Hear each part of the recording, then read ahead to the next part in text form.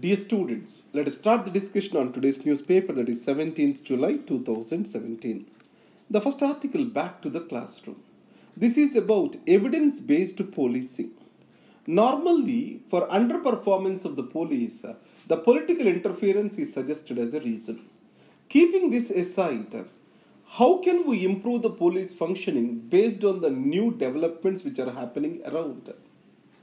Normally, there is a myth among the Indian police bosses that the number of police, the size of the police, will eventually make law and order to be maintained on the roads. But on the other way, technology is growing leaps and bounds. In this context, evidence-based policing is an outcome of this technological progress. Collection of data, organizing and analyzing this data provides certain decisional premises to act. That is what the evidence-based policing does exactly.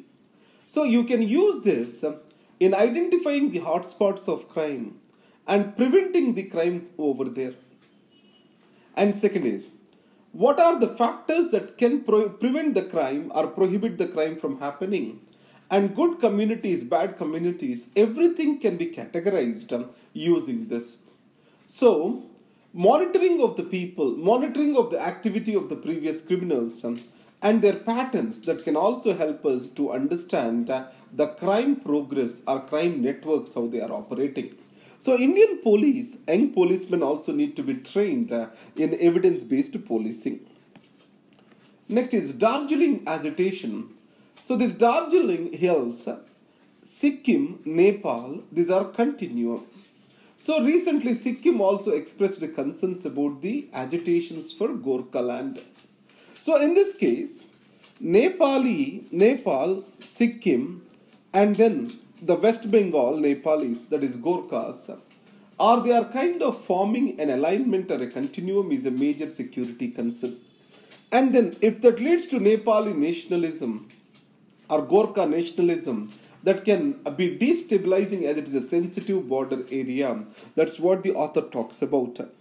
And the second is, over a period of time, the that is Gorkha Territorial Administration, Gorkha Hill Council, which was existing before, they lost their credibility with the people.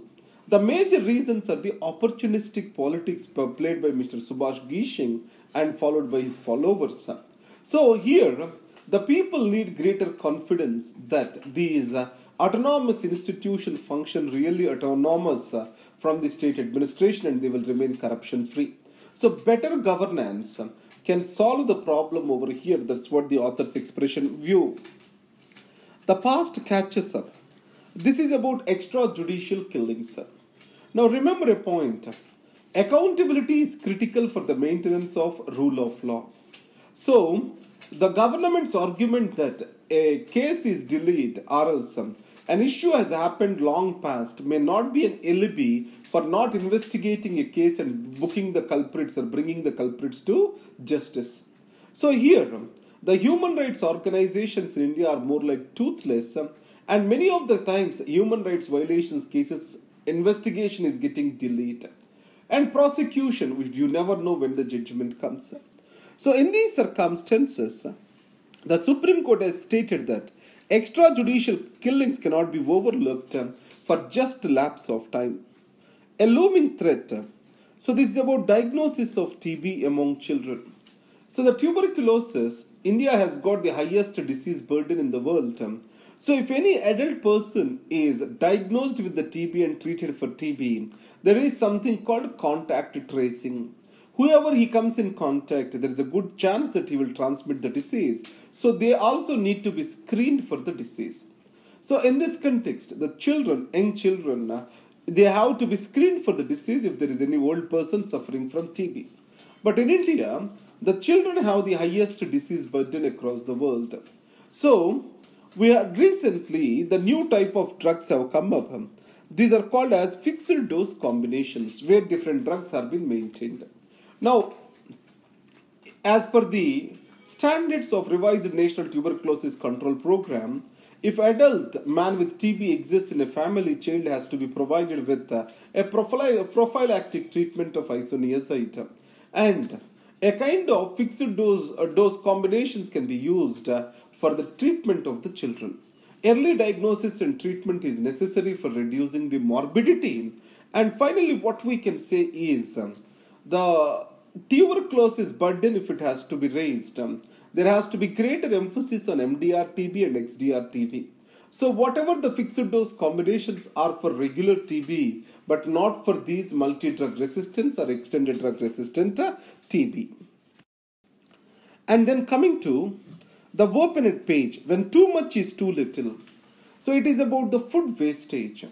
Where the food is getting wasted in India at the time of storage, transport and distribution, and also due to behavioral patterns of the people. If you take in India, the Global Hunger Index, it places India at the 97th position out of 118 countries.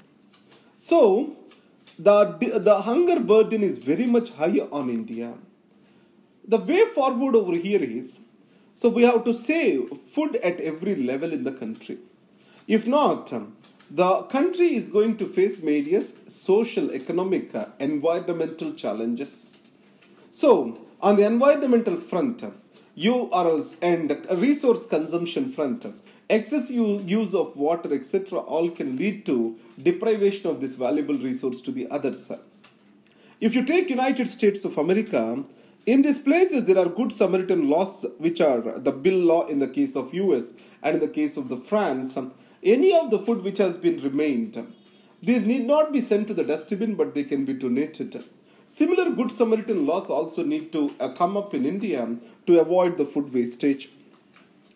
And then, cash is not trash. So, in the case of the demonetization, it was stated that doing cash transactions is equivalent to holding a black money. So, however, the cash is legal tender, and most of the times, the cost of handling the cash is less compared to the digital instruments. That's why cash can be still king in the demonetized or else in the digitalized economy. That's what this author is talking about. Now coming to the other aspects, crackdown on cow vigilantes, a PM.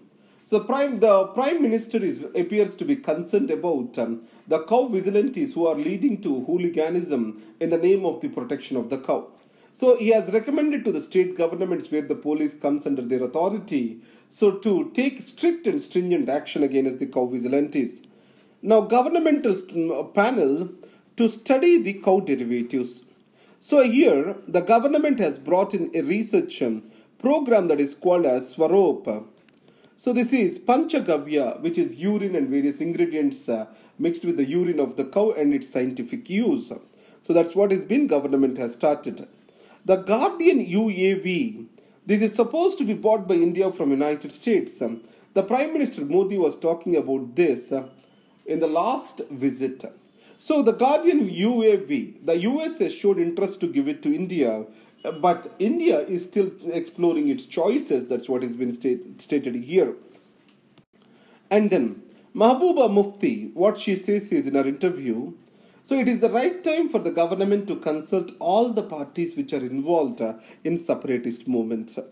Parliament and assemblies in full fervor related to the presidential elections.